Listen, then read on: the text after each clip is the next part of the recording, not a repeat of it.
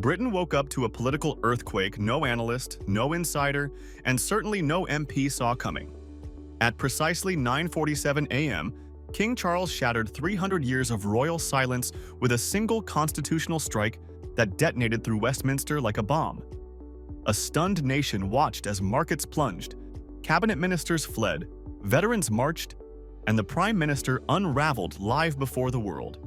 The last time a monarch defied a sitting government, Britain was still fighting the War of Spanish Succession. Now, Charles has done the unthinkable, and Keir Starmer's grip on power is slipping by the hour. Here's how it all began. Britain woke up to a moment it had not witnessed in more than 3 centuries. At precisely 7:45 a.m., King Charles III invoked a dormant royal prerogative last used in 1708, stunning a nation that had long assumed the monarchy's constitutional role was little more than ceremonial theater.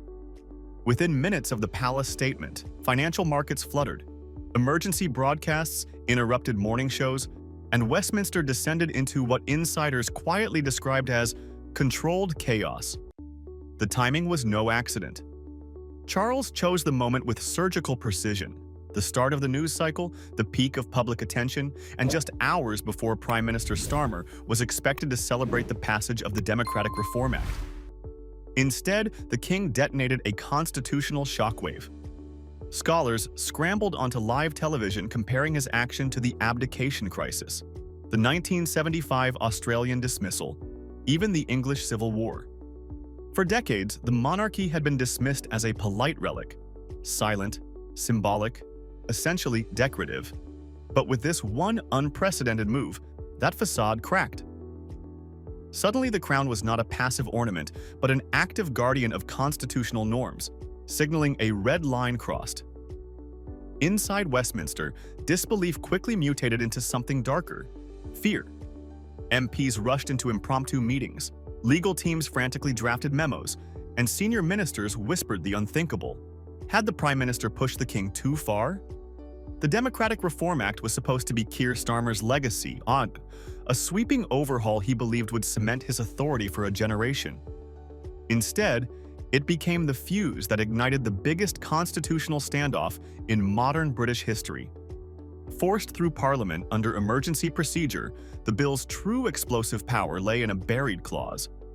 It would strip the crown of its final ceremonial authority, effectively reducing the monarchy to a decorative museum piece. Behind closed doors, Starmer grew increasingly dismissive of royal tradition. According to leaked notes from a tense cabinet meeting, he privately referred to the crown as a relic that slows us down. The comment was never meant to leave the room, but it did. Hours later, the quote appeared in journalists' inboxes, and within a day, it landed on the king's desk. Constitutional scholars had warned repeatedly that this legislation was political suicide. Not because the monarchy held real power, but because the symbolism mattered. Britain's unwritten constitution runs on precedent, respect, and restraint. Starmer ignored all three. Inside Labour, advisors insisted Charles would simply sign the bill as every monarch has for generations. The hubris was breathtaking. They misread the moment, the mood, and the monarch himself. In trying to cement his authority, Starmer triggered the confrontation he believed impossible: a prime minister at war with the king. At exactly 3:15 p.m., Starmer entered the white drawing room expecting a routine constitutional formality, the king's signature, and a polite handshake. Instead, he walked into a wall of royal steel. Charles stood waiting, hands clasped behind his back, expression carved from granite. No small talk, no softening gestures, only a single line to open the meeting. "We both serve the people, Prime Minister." Starmer, visibly irritated, pushed the Democratic Reform Act across the table. "It simply requires your assent, Your Majesty." The king did not sit. Instead, he lifted the parchment, paused, and uttered the words no prime minister had heard in centuries. "I invoke my prerogative." The room froze. Starmer's face drained, then flushed bright red. "You can't do that," he shouted, voice cracking with disbelief. Witnesses say the air vibrated with tension as Charles replied calmly, "I just have." What followed was a meltdown whispered about by palace staff for hours afterward. Starmer slammed the door so hard that portraits rattled. One even fell. The 1708 portrait of Queen Anne, the last monarch to withhold royal assent. Staff exchanged horrified glances at the omen. Outside, Starmer's motorcade lurched into frantic motion. By the time he reached Downing Street, Number 10 was already in explosion mode. Phones ringing, aides crying, and ministers demanding answers he wasn't ready to give. When Starmer stormed back into Number 10, the crisis detonated instantly. He hurled briefing papers across the cabinet table, shouting at ministers who had assured him the king would sign without hesitation. Shocked aides watched a prime minister unravel, berating allies, threatening to sack long-trusted advisors, even accusing cabinet members of feeding the crown misinformation. Several ministers broke down in tears. Others simply walked out, slamming doors in disgust. Veteran labor figures sat in stunned silence, realizing they were witnessing the beginning of a leadership implosion. Civil servants, the quiet guardians of the constitutional order, discreetly contacted senior military officials to confirm boundaries and procedures should the crisis deepen. Meanwhile, outside the Westminster bubble, Labour's working-class base felt utterly betrayed. Pension cuts, council tax hikes, and collapsing local services had pushed families to the brink, while migrant hotel placements drained already thin budgets.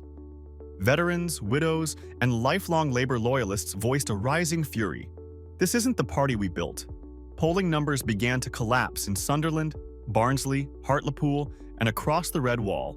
Labour MPs returning to their constituencies were met with hostility, confusion, and disbelief. The gap between Labour's metropolitan elite and its traditional base had never felt wider, and the King's intervention had ripped it open for all to see. As Starmer's grip on the party faltered, whispers of elite indulgence erupted into a full-blown scandal. Top advisors were exposed for spending £47,000 on first-class flights and luxury hotels in just 3 months, all while ordinary Britons struggled to pay heating bills. The outrage peaked with Ed Miliband's Dubai Climate Conference. £1,200 a night for a hotel, capped by an £8,000 champagne reception, while winter fuel payments were being slashed for struggling pensioners. MPs cutting basic social support while living in opulent comfort ignited fury across the nation. Food banks reported record numbers, with nurses, widows, and families lining up for essentials once taken for granted. Mary Patterson, 67, a Birmingham volunteer, described queues longer than she had ever seen. Some individuals too embarrassed to ask for help, others crying openly at the humiliation. Viral videos of ordinary Britons calling Labour traitors to the people spread like wildfire, amplified by social media outrage. These images and stories created a stark contrast: a party of elites isolated in luxury versus the monarchy, steadfastly visible and symbolically defending national stability. King Charles, previously seen as a distant figurehead, suddenly embodied continuity and principled leadership, casting Labour's excesses in even harsher relief. The public began to see a simple truth. While Starmer's inner circle enjoyed champagne and private jets, the crown represented service, sacrifice, and continuity, everything Labour appeared to have abandoned. At 6 p.m., King Charles III delivered what would be remembered as one of the most audacious speeches in modern British history. Scheduled for a routine Westminster Abbey service, the event became a platform for a monarch breaking 70 years of protocol. The room, intended for reflection, became a stage for constitutional assertion. Charles spoke with calm intensity. "When the foundations of our democracy are threatened, silence becomes complicity." His words carried the weight of centuries, resonating far beyond the Abbey walls. Princess Anne reportedly wept, while Prince William stood ramrod straight in full military uniform, sending a visual message that echoed Charles's verbal one. The monarchy was united in defense of the realm. The speech was written personally by Charles over 6 hours, advisors powerless to intervene. Every line reflected his conscience, not political expedience. Observers note that for the first time in decades, a royal directly positioned themselves as a guardian of British democracy, speaking with moral clarity in the face of governmental overreach. Global reactions were immediate. Germany, France, the US, China, and Russia all issued statements acknowledging the constitutional significance. Within hours, tens of thousands of protesters gathered outside Downing Street, many waving Union flags and singing the national anthem. Overnight, the streets became a living symbol of public alignment with the monarchy, signaling that Charles's intervention had shifted the balance of political legitimacy in Britain forever. The constitutional shockwave did not stay confined to Westminster. Within hours, global markets reacted with unprecedented panic. Sterling plummeted 3% against the dollar, its lowest level since the Truss mini-budget debacle. FTSE futures collapsed in Asian trading, triggering emergency alerts in investment banks worldwide. JP Morgan, Deutsche Bank, and other financial giants moved billions out of UK assets, while Deutsche Bank froze all government bond purchases, signaling fear of an ungovernable crisis.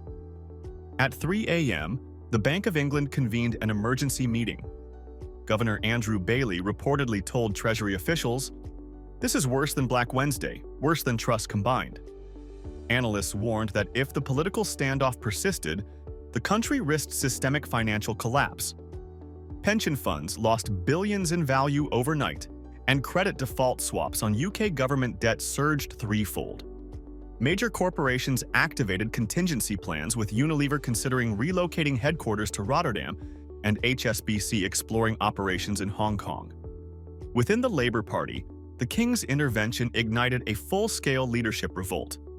Initially, 7 backbench MPs openly supported Charles, a symbolic but shocking shift.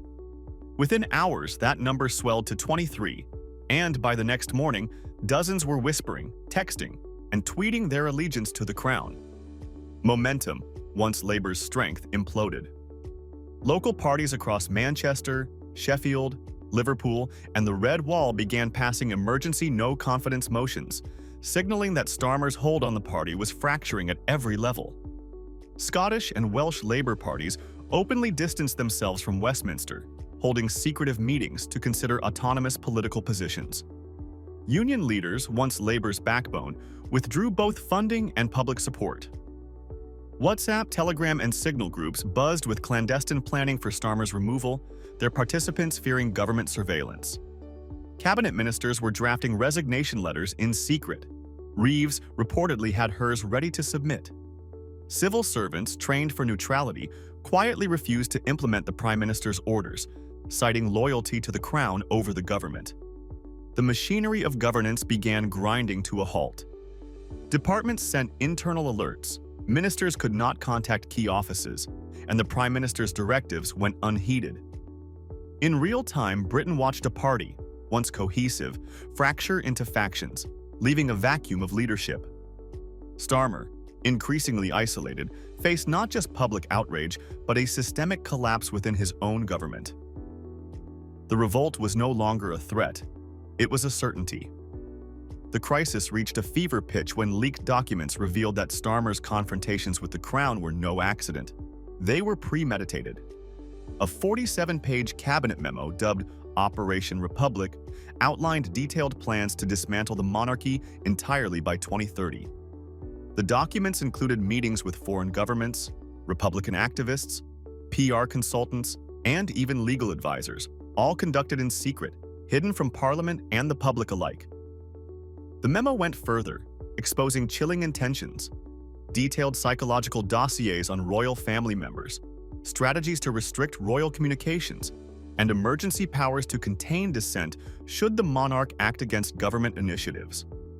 The term Cromwell Protocol appeared repeatedly, signaling a contingency plan eerily reminiscent of Britain's most turbulent historical periods. Security services were allegedly instructed to monitor royal communications, an unprecedented intrusion into the monarchy. Constitutional experts described the contents as catastrophic. Former Attorney General Geoffrey Cox called it the gravest constitutional breach in British history. Farage's messaging was simple. In the chaos of a constitutional showdown and economic uncertainty, reform offered stability and continuity. Meanwhile, the broader question loomed over Britain. If Starmer falls, who governs the country tomorrow? Markets, voters, and international observers all waited with bated breath as Westminster navigated uncharted territory. The next 72 hours would determine whether Britain could emerge from this crisis intact or whether the political and constitutional landscape would be irreversibly altered. The country stood at a historic crossroads, and the consequences would be felt for generations.